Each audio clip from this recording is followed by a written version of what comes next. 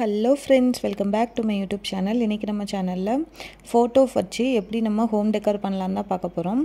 இதுக்கு நான் உங்களுக்கு பிடிச்ச எந்த ஃபோட்டோஸ்னாலும் எடுத்துக்கலாம்.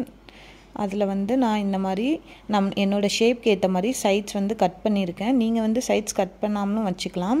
உங்களுடைய அந்த வாலோட அளவை நீங்கள் பார்த்துக்கோங்க. அதுக்கேற்ற மாதிரி நீங்கள் கட் பண்ணிக்கலாம். பெருசாகவும் வச்சுக்கலாம், இல்லை சின்னதாகவும் வச்சுக்கலாம். இப்போது இந்த மாதிரி நான் செட் பண்ணியிருக்கேன் ஹார்ட் ஷேப்புக்கு. இப்போது இந்த டபுள் சைட் செலோ டேப் எடுத்துக்கலாம். இதில் நான் கொஞ்சமாக கட் பண்ணி எல்லா ஃபோட்டோஸோட பின்னாடியும் ஒட்டி வச்சுக்கிறேன்.